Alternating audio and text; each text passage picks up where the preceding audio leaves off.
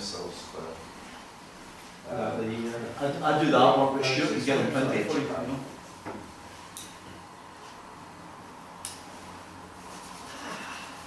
Okie dokie peeps. We're going to have the afternoon break.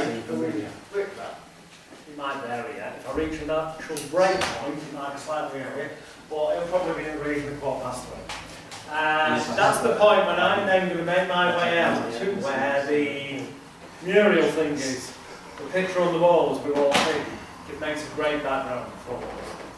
And that's the point. That's why I've got the shirt on, because waist up I look respectable there.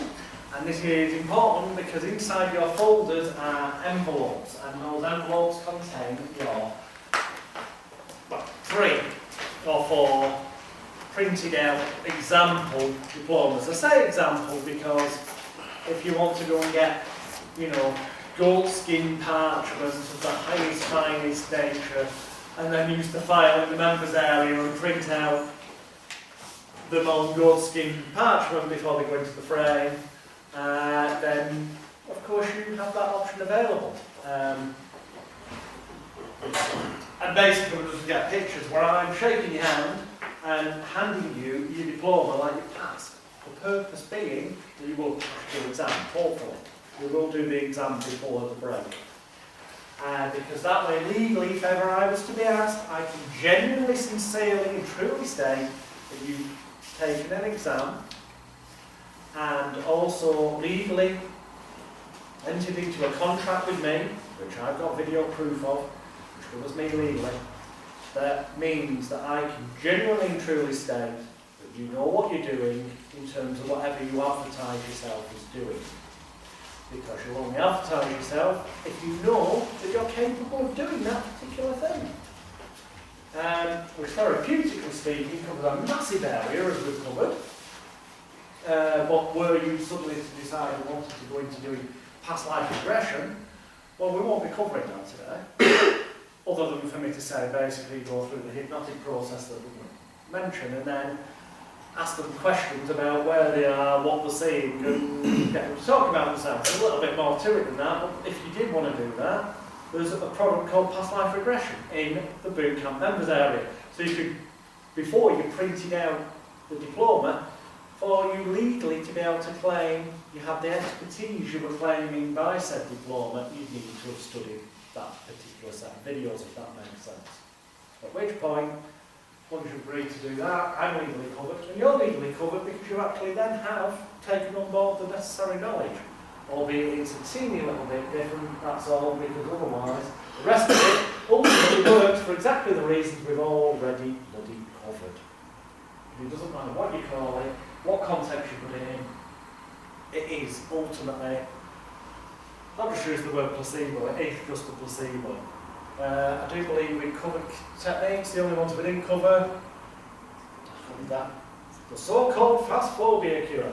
To be honest, the only time I'd ever use the so-called fast phobia cure anywhere would be for a television thing when there was limited time backstage.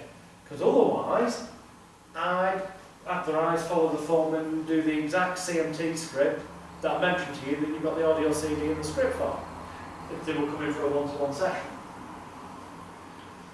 But the idea of the fast phobia cure, just so you get an idea, it goes something along the lines of, so now what I'd like you to do in your mind's eye, you just imagine that it's almost as if you've walked into a cinema and you're looking down and you can see a screen there, okay? But it's almost as if you can see one person sat in the front row, and that person you realise is you, as you once were in the past when such and such used to bother you. Common sense for what blanking or what phobia is. And the film starts to play, and it's just before you see a spider, and then suddenly a spider appears, and you start to have those feelings you used to have in the past. You were panicky, a little bit upset, you didn't want to be near it, so you move away from it as quickly as you could, you had to get out of there, but then the film ends. The spider's gone, and you start to calm down, and then you feel much better inside. Just let that run from the beginning, okay? Watch it again, the spider appears, you don't feel particularly good. And then thank God the spider's gone and you feel so much better and safe again. But now I want you to realise that you are just watching yourself as you once were in the past, watching that film play in your mind. And then reach forward with your hand and realise you can't go any further because in front of you is plexiglass, perspex, call it what you will. And it stops you putting your hand forward, and that's when you turn and you look and you realise in your mind's eye that you're actually in the projection room. And you're just playing this film of things as they once were in the past when they used to bother you. And that means you're in control, and you look down and you see in front of you a desk and there's lots of different buttons, and dials and sliders and whatever else in a way that feels right for you. And I'd like you to just press whichever one's the rewind, and the very moment you do, look at the screen and notice it goes backwards really fast, and there's no spider, you feel good, but then suddenly there is a spider, but you're going backwards, and the spider's running backwards, and you're running backwards, and all the noise is really weird, and you end up back at the beginning. And when you've done that, nod your head. Stage one, don't do that. It's making it a bit daft. Fantastic, and you realise you've got colour controls there as well. So what I want you to do, turn down the colour, so it's all black and white now, all that colour's drained away. I know people call this psychedelics. So just let all the colour drain away, that's fantastic. And in fact, take away the sound that used to be connected to it and put on, I don't know, maybe the Benny Hill music. You know, it goes da da da da da da da da da da da. And if you've got the actual track, that's a great time to play. You know, it anchors things better, as it would be called in an LP.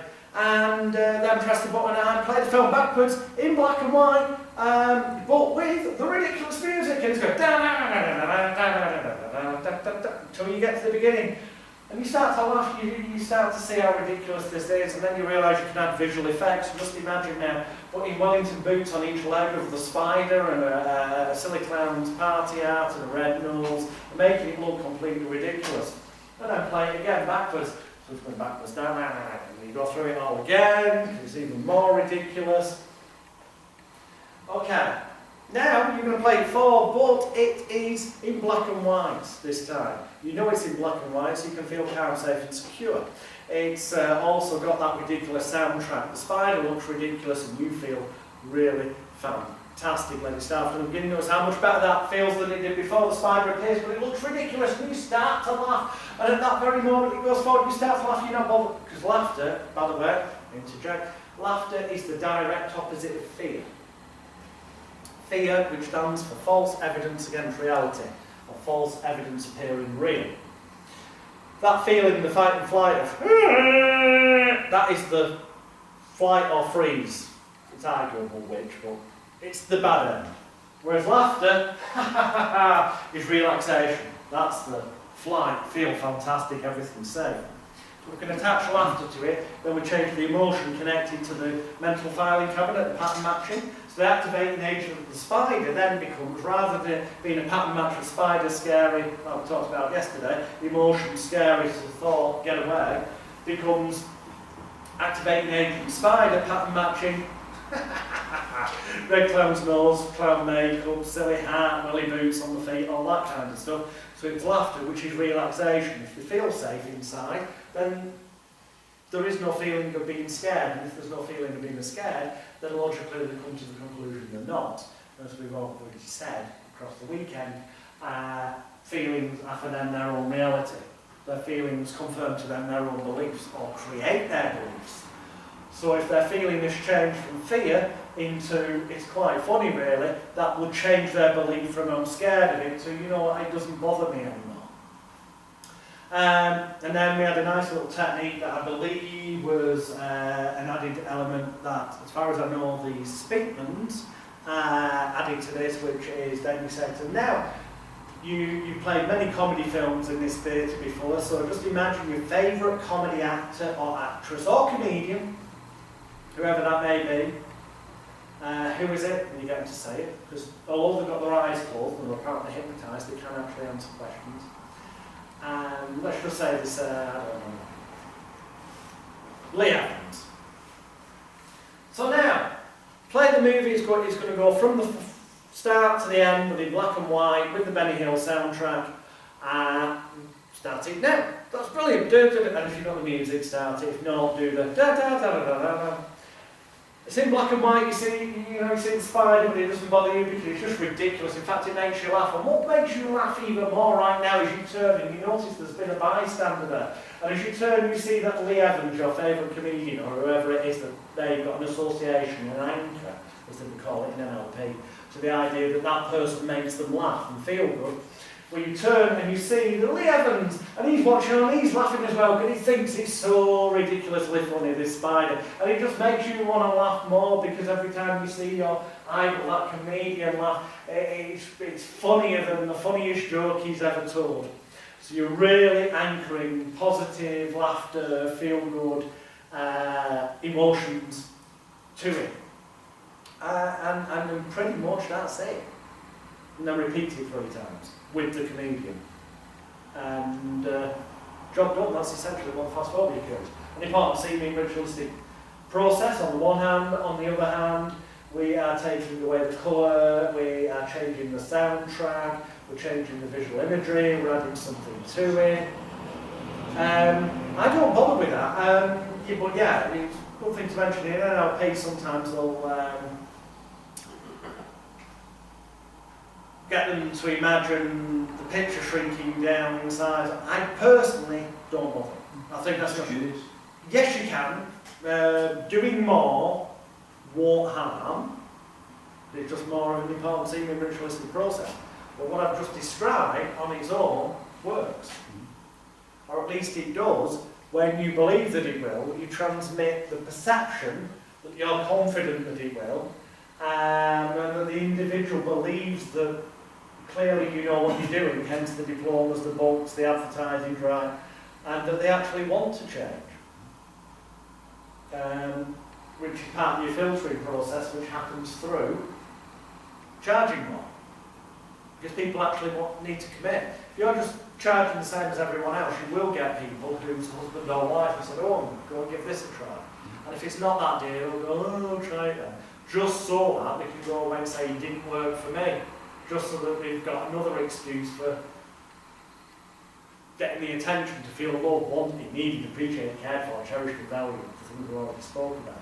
It keeps going back in full circle. It's not that I want to keep repeating myself, it's just because it is all due to the same bloody thing. So, yeah, the fast phobia cure, as it's stereotypically called. But somebody at some point just sat down and thought up that process. Richard Bandler, to be precise, I believe. Somebody at some point sat down and thought, let's get them to tap here and there. Somebody at some point sat down and thought, let's get them to look at a pen waving around to move their eyes. And they may possibly genuinely, sincerely believe that they've hit on something. And it's because of that pen moving that way, or where they get them to tap, or because they drained the colour out and all that. But if they do genuinely believe that, great for their clients, because they'll transmit that to the clients, and therefore it's more likely to help the clients. But from the personal point of view as a hypnosis trainer, I find it a bit fucking sad. Especially if they're teaching other people that they don't realise themselves that all they're doing is a ritualistic, important seeming process combined with placebo, and that it doesn't really matter too much what you do in the middle. A prime example of that, I suppose it would be called cultural hypnosis. It's a bit of a tree, you won't get away with it in this country. Well, you may do with some people, but others would just think you're a raving nutcase. But if you went to Tahiti, it would not be at all found strange, perhaps other than the way it may look compared to the locals, it wouldn't look at all strange for you to have, a painted face with whatever tribal makeup, be wearing the obligatory local weird witch doctor's outfit, and when people came to be, have their curse removed or problem removed, to end up, I don't know, that's probably more of an Indian rain dance, but to do something really that would seem to an outsider over here bizarre. It works for the same reason. It's an important seeming ritualistic process. And how powerful can they be? Or can they help somebody change their life for the better? Yeah, if they want to. Because they can kill people as well. If they believe in voodoo enough and they see the witch doctor, do whatever ritual that they're led to believe through social conditioning means that that hex is now on them, people die through the power of the mind. So I'm pretty damn certain that when at the end of the day all it means is them putting out a cigarette and not eating so many cream cakes, that it's fairly feasible that it's possible that to create the right environment this can work for them, because it's a bit easier than killing somebody, you know what I mean? Right, cool. So yeah, I do believe, oh yeah, there is one other therapeutic technique I have been known to use. I will pick on you again, guys. Yeah, that was coming. Giving it's the afternoon, well done, you're still with us. Okay, I'll do this as well as hypnotising you as well, because it will nicely then segue into explaining induction processes or the rituals that are perceived to be induction. As I say in therapy, I just get them to close their eyes and then read the script, and the script is all about getting them to physically tense up the muscles in the feet, physically do it, and then on the count of 3, physically release that. And then do it with the lower leg area, the knees, the upper leg area, the hips, the chest, and all the way through till they get into the arms and the hands, and you tell them to make fists, and then on the count of 3 release it, and then clench your jaw and release it. So you physically go through the muscle groups, and you tell them that each time they release the muscle group, that it's just a sign in the signal, that it's almost as if all those kind of muscles in the body are like pieces of rope tied together in knots, and those knots represent the stresses, tensions, worries, fears and apprehensions of days, weeks and months gone by. And when you click your fingers on the count of 3, it will be almost as if those knots on time become centric. Loose, limp, relaxed, so heavy and so tired, drifting down, sinking down, feeling so good, so heavy. Just letting yourself go, and so this goes on with each muscle group. Now the fact is, if you tense a muscle group, when you release it, it feels a sense of relaxation. You've taken it from tension to release. Whether or not it feels more relaxed than it did before, who knows? But the last thing you remember is it being tense. So when you physically release it, at the same time as me saying, and just let that physical tension go now, and relax the deeper you go. But they go, oh, it does feel better than it did. Well, of course it does, because you had it tensed up and then healing. It's a physical trick. It's known as Jacobson's progressive relaxation. He wrote an entire book on it. It's used in meditation. It basically tense up the muscle groups one by one, release them, and we tie it in with our words, because we know they're physically going to feel as though there's a release of tension each time. So when we say our words mean that feeling, it's almost as if you feel that, this means that, it's almost as though the ropes are untying. We're giving them a visual mental imagery, and we covered the importance of mental imagery yesterday. The two come together to give us, I can't even remember what they call it, and I'm not going to get the paper out, but there was a fancy fucking term for it yesterday in NLP, but I just like to call it, which means that. Because you physically felt that, it means that you are relaxing more. And in that moment we go, well, it does feel better than it did a few moments ago. Oh, logically that must be because they've said things to me. So they come to believe, they get to a point where they're down the garden path enough, the conscious mind gives up, the critical faculty goes, I've had enough evidence. He or she says something, it happens. I feel it in genuine reality. So by the time you've gone through all the muscle groups, critical faculty is fucked off, and you're talking to the unconscious mind if you believe in that constructive hypnosis. That's how I do it in therapy. However, we were going to cover things for the social situation. So I'll imagine on a television show, the presenters just said that James here has got an issue either with anger or stress, post-traumatic stress disorder. Sorry, let's say it's post-traumatic. There's something that an image, if it was to be shown to you, not good, right? So I'm going to get rid of that. We're on a TV show, it'd probably go something like this. Fantastic, nice to meet you, James. What I'd like to do is just look at your hand there. What I'm going to do is bring you towards your face. And as I do, you keep staring at your hand. It's just a sign and a signal that you can close your eyes just as rapidly as you want. But you know that when it touches your head, you just close your eyes down and you let your heavy head fall forward. Now as you do that, just allow yourself to relax more. You realise that as I pull your arm away from you, it's just a sign and a signal to help you relax more completely.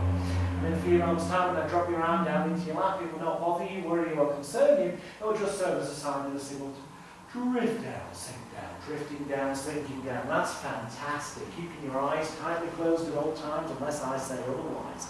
I'm talking to your unconscious now. And you realise that with every breath that you take, every noise that you hear, and every word that I say, that it's almost as if every nerve, fibre, tissue, and muscle in your body, from the tips of your toes to the tips of your fingers, is becoming so loose, so relaxed, so heavy, and so tight. And then now, as you relax more and realise that in a few moments' time, I'm going to lift up your right arm again. When I do, it will not bother you, worry you, or concern you. However, as I lift up your arm, as I do, all those feelings, thoughts, emotions, and all that negative crap from the past, from that situation that you had in mind, now start to reappear in your mind, but almost as though you're just watching them as a film. So you're not, it's not like it was, but you're watching it as a film, disassociated. Any of the really negative stuff starts to travel down your neck, across your shoulder, up to your elbow, up to your wrist. And you find that as all that negative stuff travels down your neck, across to your shoulder, to your elbow, to your wrist, so it makes your arm stiff and rigid. As that all the negative emotions, all the pain, all the anger, all the regrets, all the stuff that's negative about that moves down your neck to your shoulder. From your shoulder to your elbow, from your elbows to your wrist, making your arm stiff, fast, locked, glued, welded, cemented, so that your arm contains all that negative. That's brilliant! Allowing all that negative stuff into your arm. In the moment this time when I tap you on the top of the arm, will for now remaining stiff and rigid. The very moment I tap you on the back of the wrist, the very moment, the very second, the very instant I do, not only will your arm instantly become limp, loose, floppy like a loose limp rag doll and drop down into your lap, but the very moment, the very second it does, it'll be almost as if all that negative stuff that was holding you back in the past will have flooded out and it'll have gone down your neck, to your shoulder, to your elbow, from your elbow to your wrist and down, out of the end of your fingertips and just wash away almost as if there's a grid on the floor where it can wash away so it can never bother you, worry you or concern you as it once did in the past. Nod your head if you understand. 3, 2, 1 and now! Drifting down, sinking down, drifting down, loosey-goosey, drifting down. In a few minutes' time, I'm going to count from 1 to 10. On the count of 10, you'll be your normal self in every way. Those things that once bothered you in the past are gone completely. It doesn't bother you in the way you once did.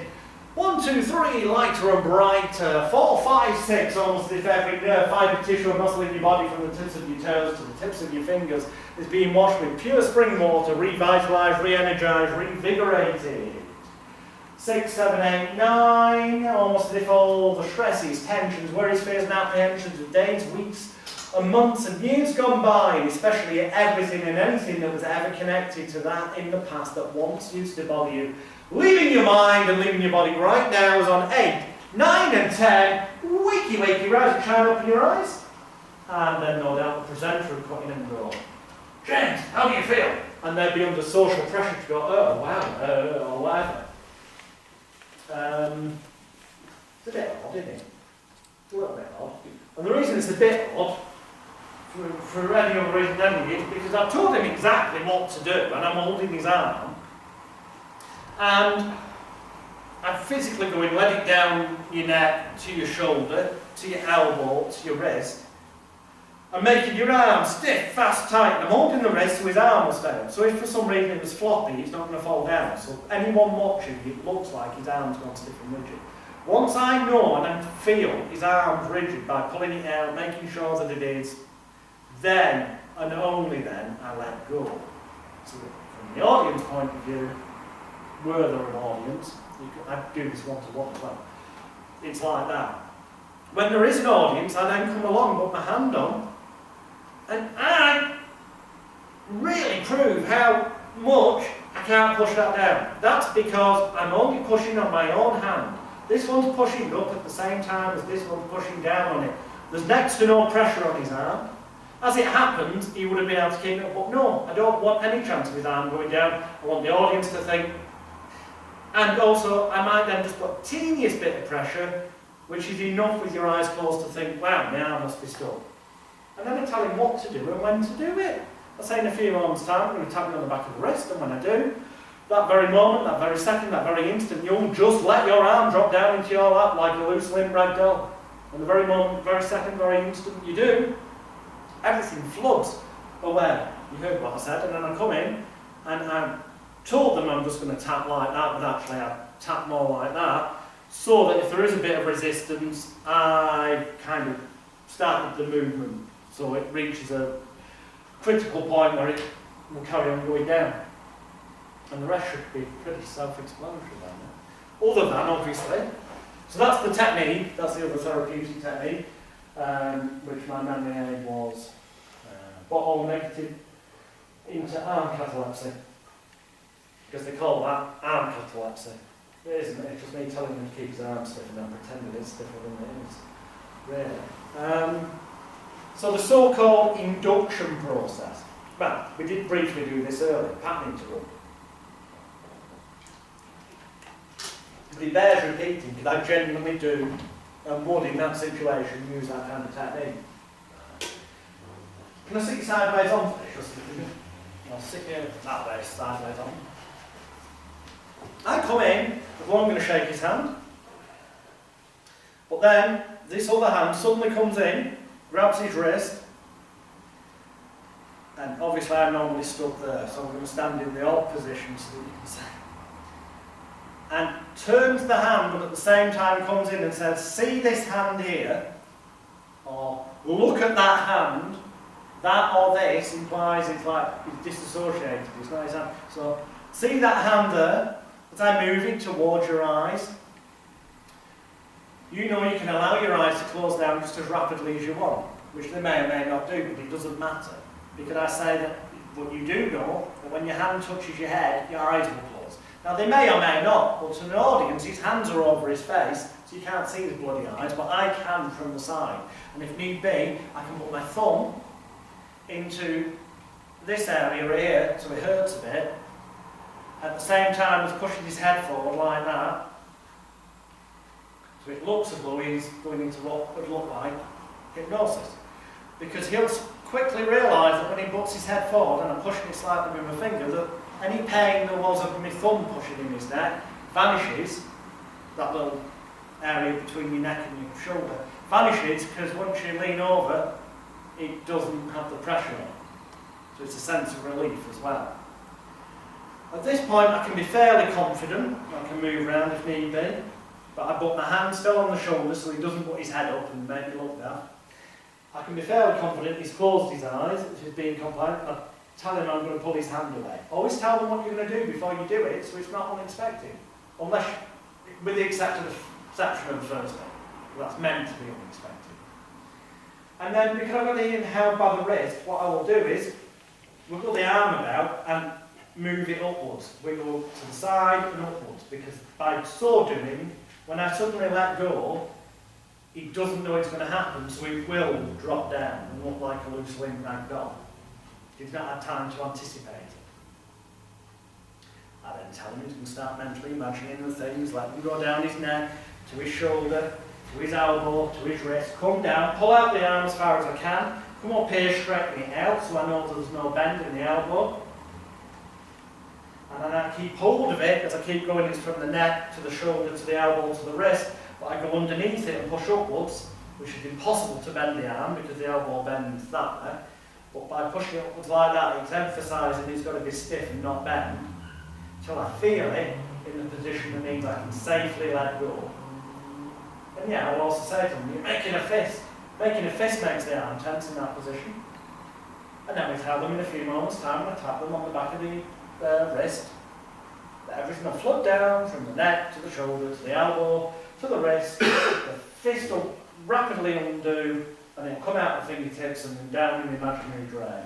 Except I don't just casually tap, I come in and actually kind of knock it in a haphazard fashion like, so I'm 3, 2, 1, you give them the numbers, they've got prior warning, 3, 2, 1, and relax, and just,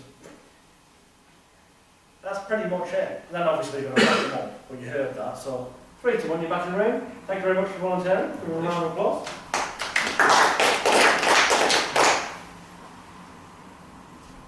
By the same token, I could just as easily have apparently gone, close your eyes and gone through that thing up to the point of him being relaxed, and me, oh, I forgot to mention the so-called deep thing. The moment they're in that floppy position, I just have my arms gently on the shoulders in a reassuring fashion, gently rocked side to side. But at that point, you could just as easily talk them through the fast phobia cure. You could just as easily read the CMT script. You could just as easily get them to imagine pulling stuff out of the body and changing the colour. What you do at that point, it's up to you. You can make shit up, you know. And then the awakening is, well, you've heard it several times now, but the word-for-word script is there. My career is literally built, well, therapeutically, I'm reading that script that I've given you, and you've got the audio CD. Stage hypnosis-wise, it's literally built on people being idiots and attention-seeking idiots who want the 5 minutes of fame, although there's a couple of induction convinces that's what we're leading up to. And it's then waking them up. So stage-wise, so that everything's completely cancelled out in every way, so that everything's safe, so they don't go home and hear Elvis on the radio in the car and suddenly start driving and crash. Which is unlikely to happen anyway, but hey, let's be safe and make sure it's cancelled out. That's why you video your shows to prove that you've done everything right, just as I advise you video therapy sessions so you can prove you haven't done anything wrong. You know? So then nobody can really bring your claim against you. Although you still should have insurance. Contact details for insurance are in the bootcamp members area under the most recent seminar, which was called There's Still No Such Thing as Hypnosis and the Law of Attraction, or in short, TSNSTAH.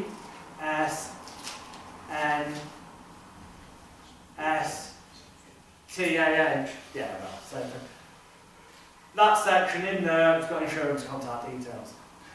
Stage insurance details are under the transparency template section of the bootcamp members area. And health and safety stuff for therapy is under the gastric band hypnotherapy section, which is the health and safety guide.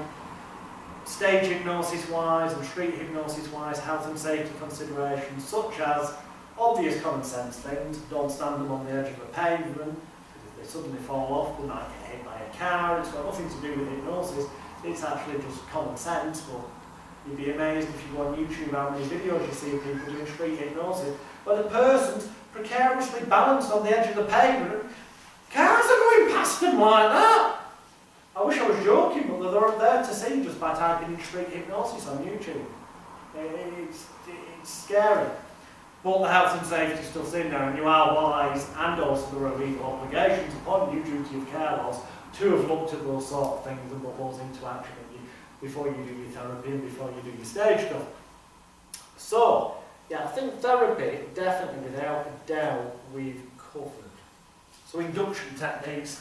We're not going to go through all the ones on the flip chart, because last time around it was videoed anyway, you can watch them if you so desire. The truth is that although in the bootcamp members area there's teachings of some of that, like 100 different induction methods. In my career, I probably used them all at least once at some point, but then settled on only ever using 3 or 4.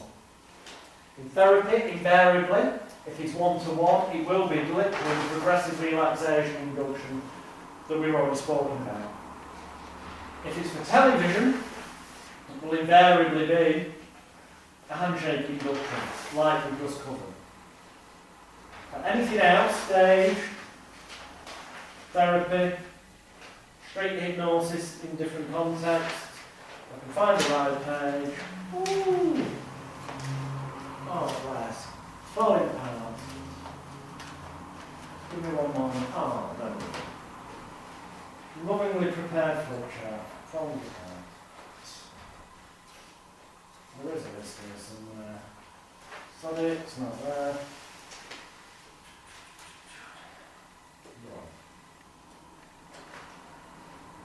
Please, yeah, friggin' hell. Ah, there we are. Okay. The two final missing components so far, because everything else is there. Therapeutically, you've got it all, because you know the induction I use in therapy. You know the convincer I use in therapy, the eyes follow the thumb. You know the script I use all the time in therapy. Or the techniques I've used for radio or TV shows. To take it out, the tapping, the follow the what. I've given you a good half a dozen different ones. You don't need any more. I think it was David Devan, the magician, who said something which I'll paraphrase along the lines of, I'd prefer to do 6 tricks really well than do hundreds of them mediocre, averagely, or crap. That's very much paraphrased, but it's the essence. In the same way, I'd sooner have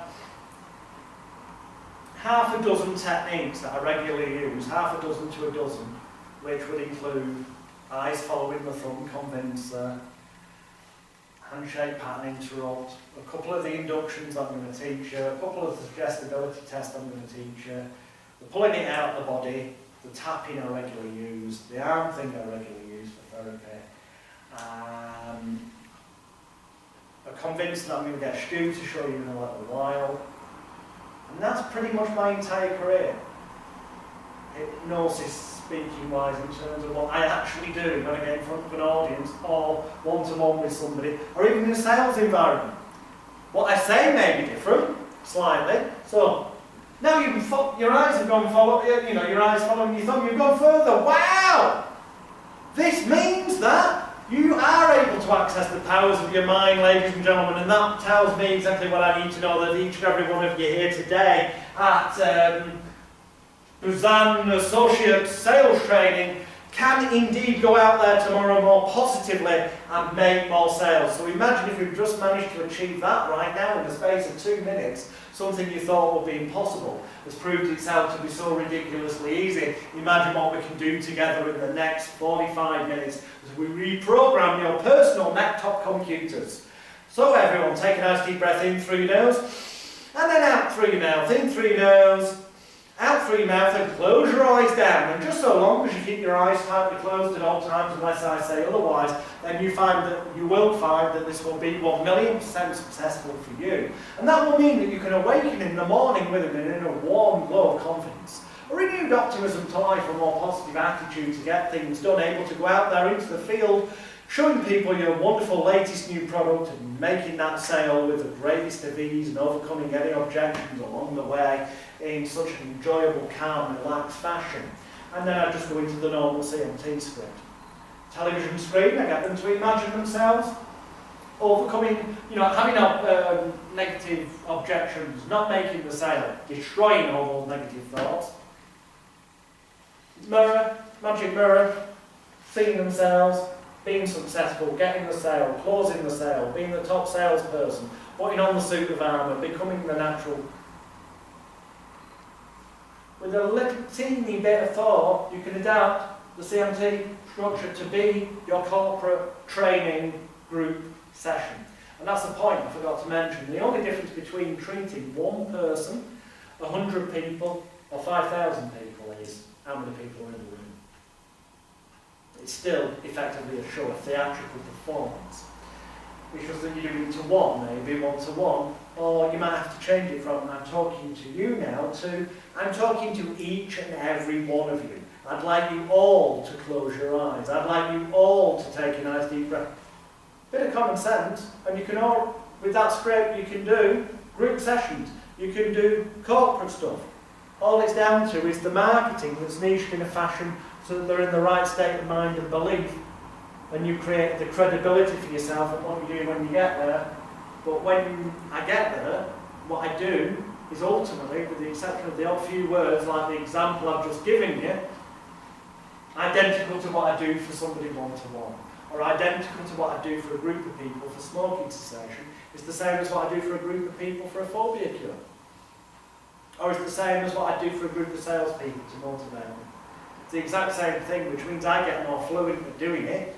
Because obviously if you're going into a corporate arena, you might have the boss peering in now and again at what you're doing. So it's not really ideal for him to peek in and see you reading the script. You could have it in an iPad at an angle down on the floor that's automatically working in an auto cue, that's quite acceptable, but reading the script, you might think that's a bit shit. Although obviously in one-to-one you can do that, because they haven't got a clue what's going on. So, suggestion tests. Oh, must have been paired before, because that's a suggestion test into inductions. Suggestion test. Not going to go through them all, because the fact is I don't use them all, and there are videos in the bootcamp members area where you can, from the last event, there's still no such thing as hypnosis, watch and learn all of them, and many more besides, if you are an information junkie. Frankly, I've seen you have a few bits of information that work well, reliably and consistently, master them, and then concentrate on coming up with new ways of making money from them. Finding different arenas to make money from those same techniques. That interests me a lot more, hopefully it does you. So, guaranteed locked hands. I do use this in stage shows. It goes like this. You'll probably understand it better if you join in with it. Because written scripts for them are in the bootcamp members area. Videos you can watch are in there. So all the memory aids you need are in there. What isn't in there is you physically feeling what it feels like. So while we're here today together, it might be an idea if you physically feel and experience what it actually feels like. So, okay, what I'd like each and every one of you to do is just place your hands out in front of you like so. That's fantastic. Then interlock your fingers like so, so the fingers of the left hand are against the back of the right hand. The fingers of the right hand are against the back of the left hand. The palms are pressed tightly together, thumbs down on top, and squeeze your hands together just as tightly as you possibly can. Then lift your hands like this, almost as if you're praying, and stare at your knuckles. And as you stare at your knuckles, they turn paler and paler, whiter and whiter. Sorry, yeah, whiter and whiter. Unless you're black, then they get paler and paler. Don't do that yet, it's politically incorrect, but it goes down well in working men's clubs. But stare at your knuckles, okay? That's fantastic. If you stare at your knuckles, they start to get whiter and whiter. The more you squeeze your hands together and use your powers of intelligence, imagination and concentration effectively, you'll find in a few moments' time that what's going to happen is this. I'm going to count backwards from 3 down to 1.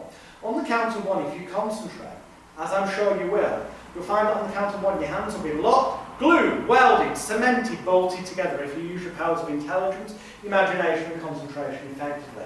As on 3, everyone look at me. And then do this with your hands. Push them away from you like that. That's fantastic. And then push them above your heads like that. Then stare at the back of your hands and look up towards the skies on the count of 3. Pushing your hands high above the sky, towards the rainbow, towards the sky, towards where your dreams come true, where the rainbow is way up there. As on 2, as you take a nice deep breath in through your nose and out through your mouth. Every breath you take, every note you hear, every word I say makes every nerve, fibre, tissue and muscle, from your wrists to your elbows to your shoulders, become stuck fast, tight, locked, glued, welded, cemented, bolted in place. As on the count of 1, just so long as you keep using your powers of intelligence, imagination and concentration effectively, as I'm sure you will, and just so long as you keep reaching high towards the sky, high towards the rainbow, to make your dreams come true, just prove to yourself you've done this right. You should keep reaching high towards the sky, just try to separate your hands, and the more you do, the more they find they're stuck, locked tight together. Keep reaching high for your dreams, keep reaching high, but try, prove to yourself they're locked, glued, welded, cemented, bolted in place, but realise now that when I clap my hands, they will spring apart on the count of 3. 1, 2, 3. They come apart, they come apart, they come apart, they come apart. Fantastic. And it looks great to an audience, and to the people involved, it's like, shit, you know, I can't get the hands apart. That's how it feels, and if you did genuinely try, you find that it is hard to get your hands apart. Well, you did, simple. And the reason for this is quite simply because it is physically impossible to separate your hands if they are in that position. Well, no, if they're in that position, they'll come apart. But if they're in arms stretched out as far as your arms will stretch out, pushing upwards, the position of your fingers against the back of your hands, as long as you keep pushing upwards, that's why I keep saying pushing high towards the sky, high towards the rainbow, almost as though you're reaching for your dreams, making it sound like it's for a purpose, when really the purpose is I need you to keep your hands in the air, because in that position you're going to get your knuckles knocking against each other and you can't separate them. And then when I say I'll count from 1 to 3, on the count of 3, your hands will separate. You know it's going to happen on the count of 3, and I go 1, so now you're listening for the numbers. 2, so you're forgetting about pushing your hands in the air. 3, and then I clap my hands. More distraction, and ultimately they'll come apart. Worst case scenario, somebody's there, just put your hands in that position. So somebody's there still like that, and you go up to them and just go, it's okay, look at me, your hands will come apart, and they come apart now. And all you do is you knock them at an angle, so one arm goes that way, so it's got to come apart. But it's guaranteed to work. Alright, it's no good for somebody with no arms. I appreciate that. But I'm probably not going to get somebody with no arms. It's not a discrimination thing, purely because it might look like I was taking the piss out of a disabled person. I'm not going to get somebody with no arms to remain on stage for the stage hypnosis show, so that's irrelevant. And therapeutically, well, it's fine. I'm just going to get them to close their eyes and go straight into the CMT script as it is anyway, so it wouldn't be an issue.